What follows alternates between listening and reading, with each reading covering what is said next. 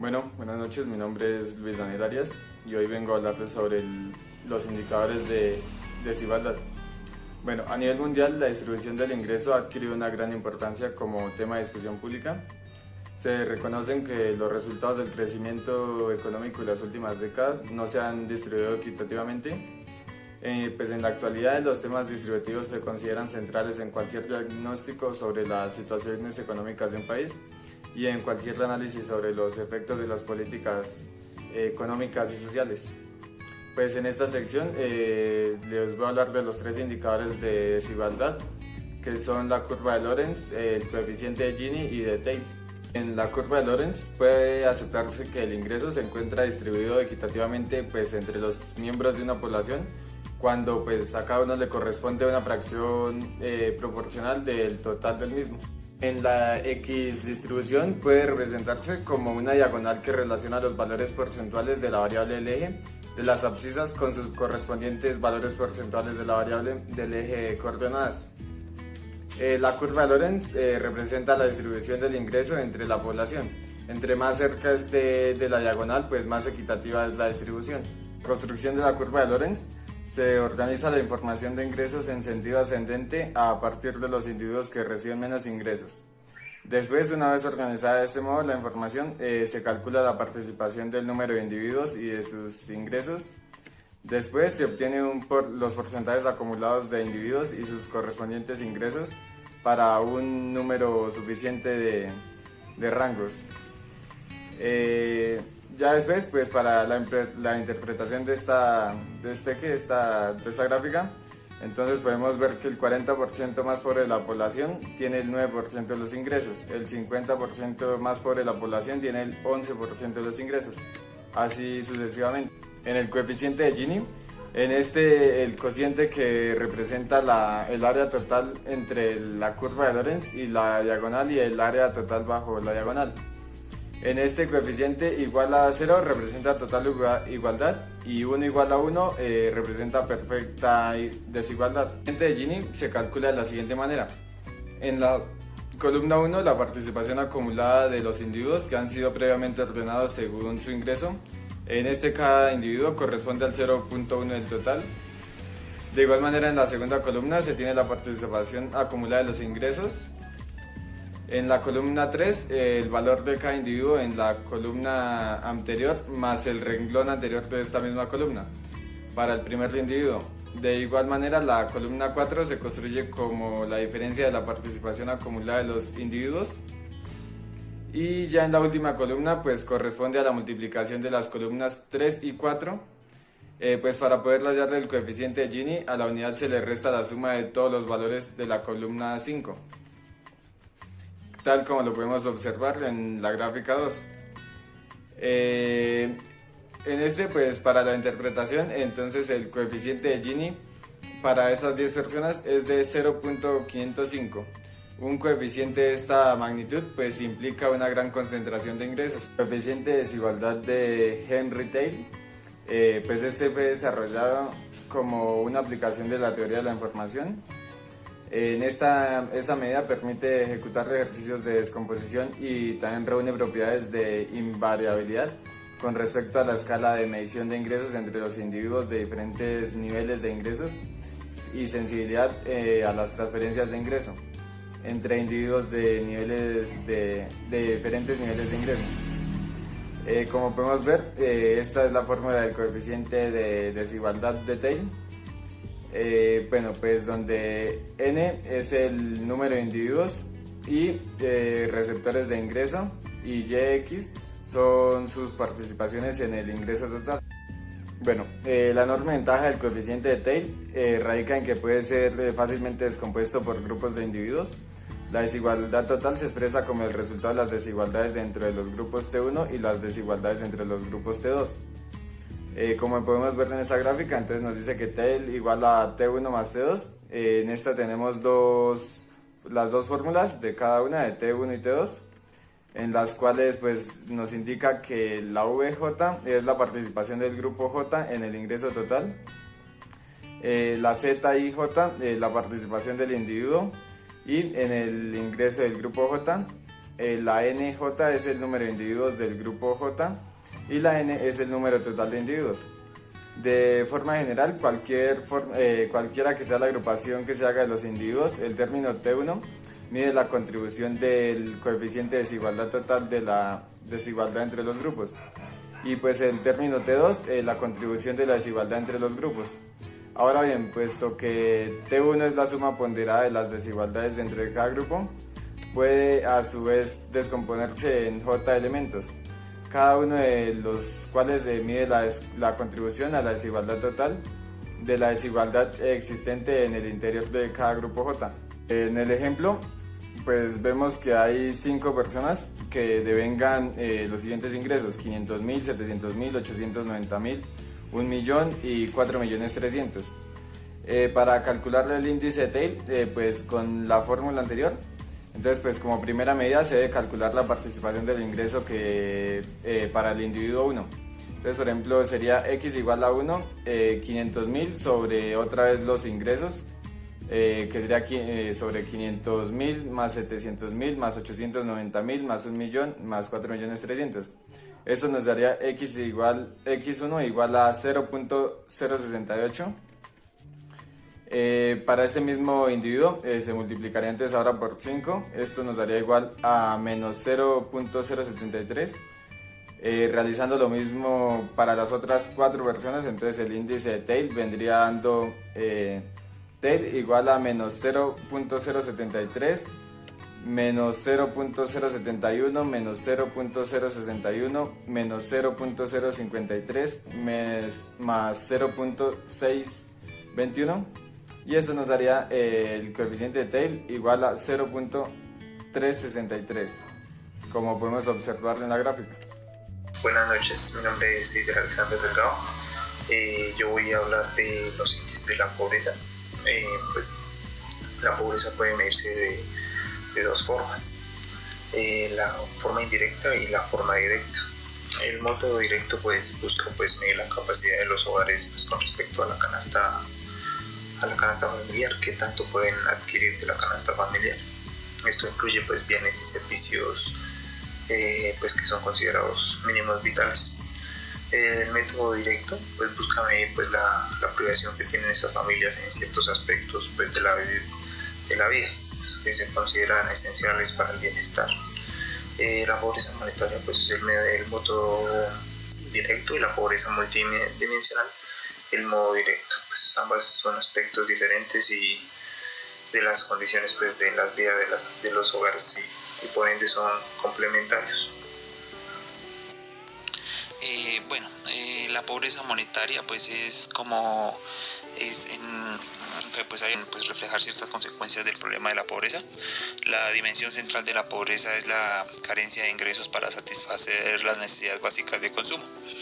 Pues según este criterio, una persona se considera pobre si su ingreso es inferior al nivel mínimo necesario. O sea, si supera la denominada línea de la pobreza, pues que es el criterio basado en el ingreso pues para definir quiénes son pobres y quiénes no son. Esta línea de la pobreza varía pues el país, no todos los países se mide de la misma forma. En Colombia pues se utilizan límites absolutos de la pobreza que utilizan que una persona, por ejemplo, en 2011 vivía con 187.000 pesos al mes, y esto quería decir que cada persona en un núcleo familiar tenía que vivir con eso, con ese valor. En este cuadro, por ejemplo, vemos el dominio, pues si es nacional en cabecera o en centros poblados dispersos en áreas rurales, y que para cada año iba aumentando. Y vemos que, digamos, por ejemplo, en el año 2010, si es nacional, el valor mínimo por el que debe vivir cada persona es de 187.000 pesos, pero en una cabecera el valor mínimo es de 207.000, un centro poblado es de 123.000 pesos. Es decir, si nosotros vivimos en una vereda, pues si cada persona de nuestro hogar gana 123.000 pesos al mes, no estamos sobre la línea de la pobreza. Pero si llegamos cada integrante de nuestra familia percibe 120.000 pesos al mes, estaríamos por debajo de la línea de la pobreza. Un ejemplo muy claro lo damos cuando, por ejemplo, una madre soltera venga a 643.350 pesos mensuales. Eso es el valor del salario mínimo para el año 2015. Ella tiene 3 hijos que estudian y no trabajan. La familia reside pues en un barrio, en una vereda de Colombia. Entonces, si tenemos un ingreso por persona de 644.000 pesos, lo dividimos entre los 4 integrantes de la familia, nos dan 161.000 pesos. Si se tiene en cuenta que para el año 2015 en áreas rurales el valor mínimo del límite de la pobreza era de 147.752 pesos por persona, per cápita, entonces esto indicaría que esta persona no se encuentra por debajo de la línea de la pobreza. En cambio, si fuera que viviera en una cabecera municipal donde para el año 2015 el límite de la pobreza era de 246.336 pesos, sí se encontrarían por debajo de la línea de la pobreza. Hemos visto pues que esta tasa de la pobreza es sencillamente el porcentaje de personas pues cuyos ingresos están por debajo del límite de la pobreza. Este método pues no es una forma de medir la pobreza pues que no nos dice qué tan pobres son los pobres, ni la tasa de pobreza en la misma, si los pobres no tienen ningún ingreso o si le faltan apenas unos centavos para alcanzar la línea de la pobreza. Entonces, como vemos aquí en la imagen, el índice de la brecha de la pobreza pues se mide donde N es el número total de personas y H es el número de pobres con ingresos por debajo de la línea de pobreza. Z es la línea de pobreza. Y es el ingreso pues de la persona con I.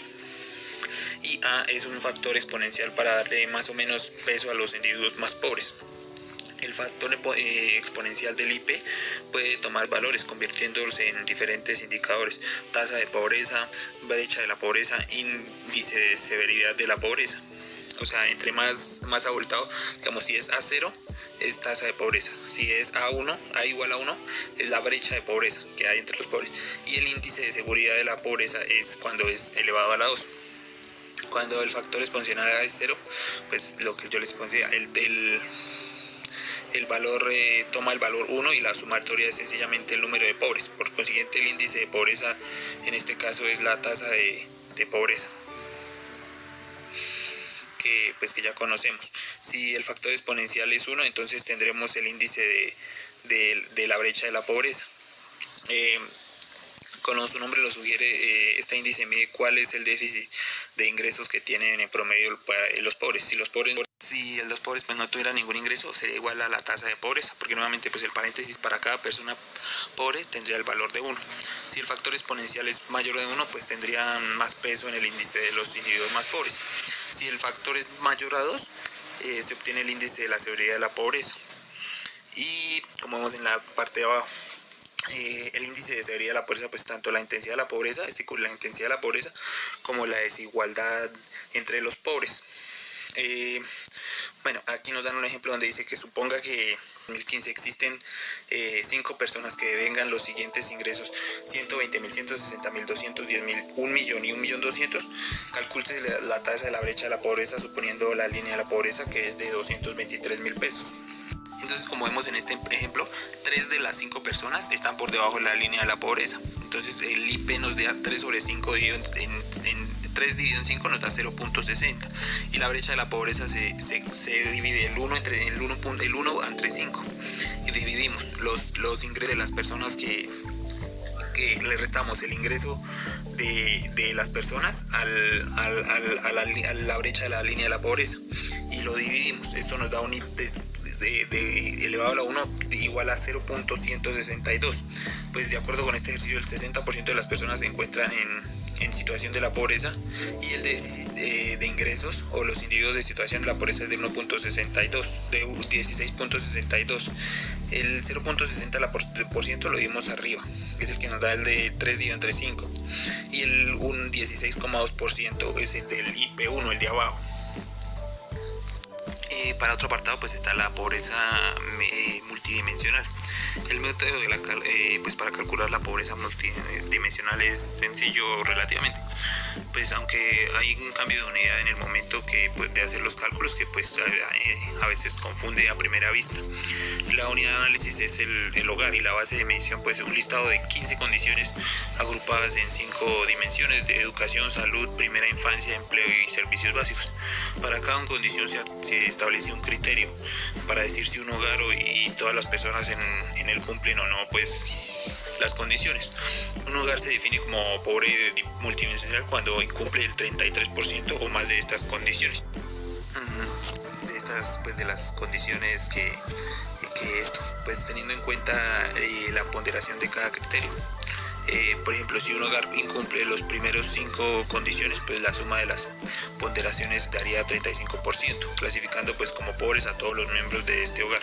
Nótese pues que el cambio de hogar de la persona, es decir, cuando un hogar presenta privación de un indicador, automáticamente pues todos los miembros del hogar, pues por ejemplo, en mi casa no hay baño, pues todos los de mi casa sufren esa falencia y pues son considerados como privados de ese indicador. Con base pues en la clasificación de los hogares entre pobres o no, según esta metodología se calcula luego una tasa de incidencia, siempre dividiendo el número de personas de todos los hogares considerados como pobres sobre un total de los individuos para los que se está haciendo la medida. De esta manera, pues la incidencia de la pobreza multidimensional se define como H igual a Q sobre N, donde Q representa pues el número de personas pobres y de manera multidimensional y N el total de la población. Así rápidamente, los indicadores en las condiciones de educación y hogar son el analfabetismo, que esto tiene una ponderación de 10 puntos, de 0.10, y bajo logro educativo pues también tiene 0.10. Están las condiciones de la niñez y juventud, donde la inasistencia escolar en al menos un niño del hogar tiene, al menos uno del hogar pues tiene al menos un niño del hogar tiene el 0.05. La rezago escolar de un niño o del hogar pues también tiene una ponderación de 0.5, y las barreras de servicios para cuidado de la primera infancia también tiene una ponderación de 0.5.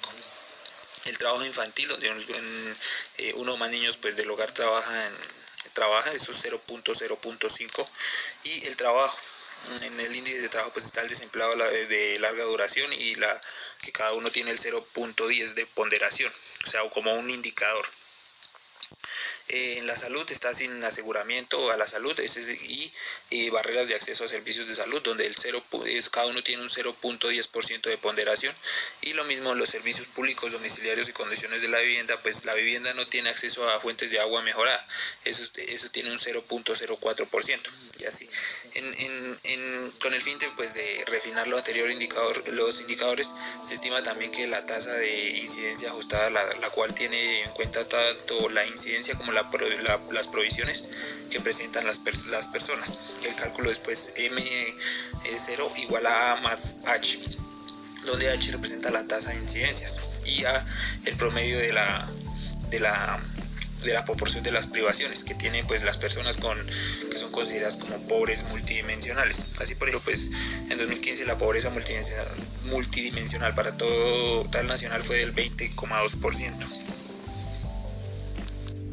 Aquí, digamos, por ejemplo, se considera la información que muestra la privación de las características de 4 hogares para calcular pues la incidencia ajustada a la pobreza multidimensional. Entonces, como vemos, el número de personas en el hogar, los criterios: analfabetismo, bajo logro educativo, inasistencia escolar, rezago escolar, barrera de servicios para cuidado de la primera infancia, todos los indicadores. Y donde dice ponderación, es la ponderación que tiene cada uno. Entonces, en el hogar está hogar 1, 2, 3 y 4. Digamos, entonces, número de personas en cada hogar. En el primer hogar hay 4, en el segundo 7, en el tercero 5 y en el cuarto 4. Entonces, en analfabetismo, en el primer hogar una persona sufre analfabetismo. Esto le suma un 0.10. Entonces, en el hogar 3 una persona también sufre analfabetismo, y en el hogar 4 una, y así se van sumando las ponderaciones. Entonces, un ejemplo, en el material inadecuado de pisos, ese tiene una ponderación de 0.4. Entonces, En la familia 3 es el único donde una persona, ese criterio falla en una persona, entonces se le suman 0.4. Al final la suma de ponderadores es de 0.30, 0.49, 0.60 y 0.55. En el valor 1, en el hogar 1, pues en el analfabetismo significa que en este hogar una o más personas con 15 años o más no saben leer o escribir. El valor de 0 es en el hogar 2, significa que todos los miembros o con 15 o más años pues saben leer, y así sucesivamente. Entonces la incidencia de la pobreza vendría por H, que sería igual a Q sobre N. Entonces, como vimos, pues en los hogares, por ejemplo, en 3 de los hogares son pobres, hogares 2, 3 y 4. En el hogar 2, pues por ejemplo, tienen carencias en 6 variables cuyos ponderadores suman 0,49. Entonces la incidencia de la pobreza vendría por lo que decíamos, H y Q sobre N. Entonces los hogares serán 4, los hogares de 7 y 5 integrantes sobre todos los hogares, sobre todos los integrantes, sobre todas las familias. Entonces eso nos da un total de 0.80%, como vemos en la parte superior. Se dividen los hogares que están por debajo de la pobreza sobre todos los hogares. Entonces, según pues la metodología, la incidencia se calcula sobre el número de personas y pues no sobre la cantidad de hogares, como lo decíamos. Y el promedio pues de la proporción pues de la privación también de medio sobre el número de personas es la ponderación que tuvieron cada persona, se multiplica por el número de integrantes sobre los integrantes, sobre las familias, el número de personas pobres en esos hogares, o sea, sobre todas las personas pobres. Y esto nos da una ponderación 0,539. Entonces la incidencia ajustada sería M igual a por H, igual a 0,432%, que sería H por la A, o sea, la pobreza, el índice de la pobreza, que es la H, lo multiplicamos por la proporción, que sería el resultado de la parte de arriba de la H, lo multiplicamos con el de abajo, y eso nos daría la incidencia ajustada. Los resultados obtenidos pues son diferentes, debido a que en la incidencia ajustada se tiene en cuenta además de la incidencia el promedio de las privaciones de las personas pobres. Entonces así sería como los indicadores de la pobreza, pues más que todo aquí en Colombia.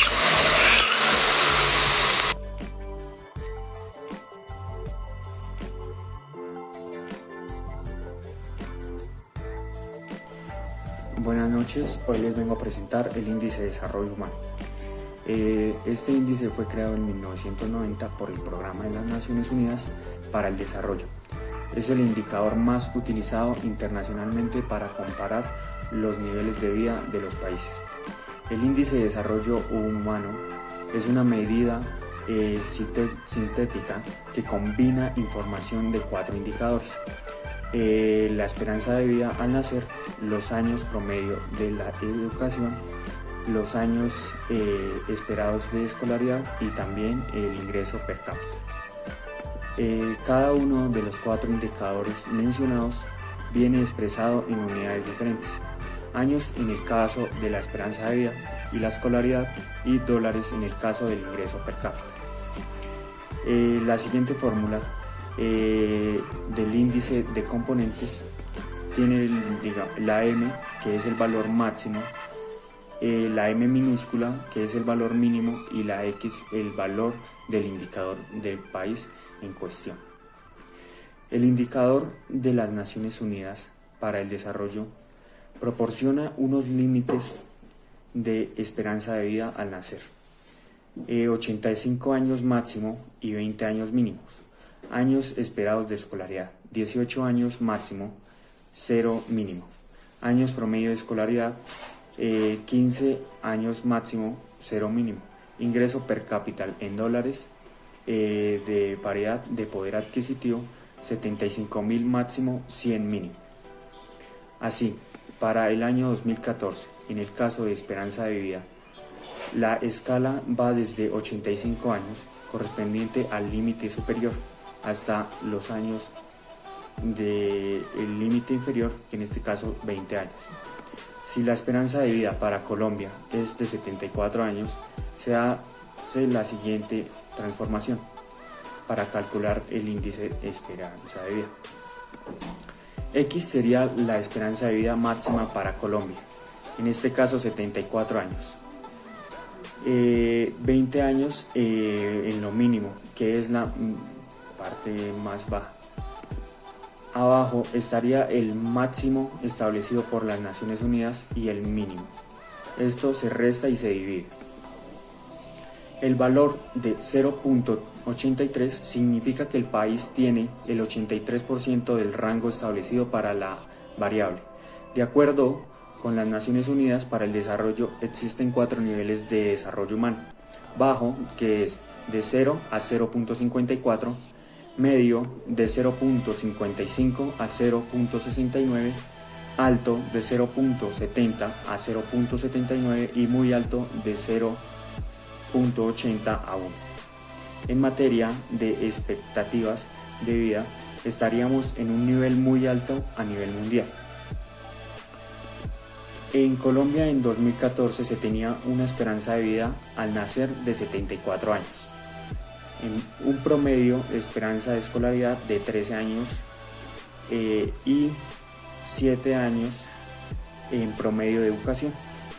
Un ingreso per cápita de paridad de poder adquisitivo de $12,040.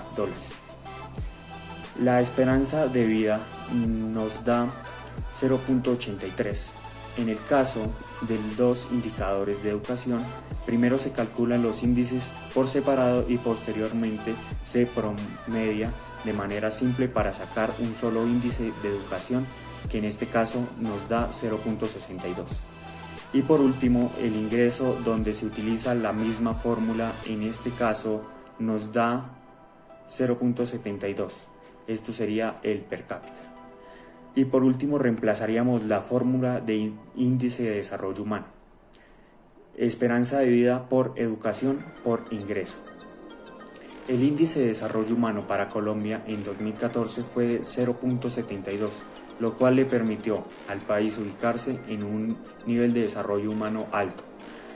Aquí podemos ver en la comparación del índice de desarrollo humano tradicional y ajustado para desigualdad para el año 2014, donde Colombia se ubica en un desarrollo humano alto. Por último, la encuesta nacional de calidad de vida. Entonces, esta encuesta de calidad de vida tiene por objetivo obtener información de las condiciones sociales de los hogares de un país o región, con el fin de caracterizar la población y, a partir de la identificación de necesidades, diseñar políticas públicas para mejorar las condiciones de vida del país. La primera encuesta nacional de calidad de vida del DANE se realizó en 1993. Esta encuesta tiene aspectos como vida, salud, educación, trabajo, entre otros. Esto sería todo. Muchas gracias.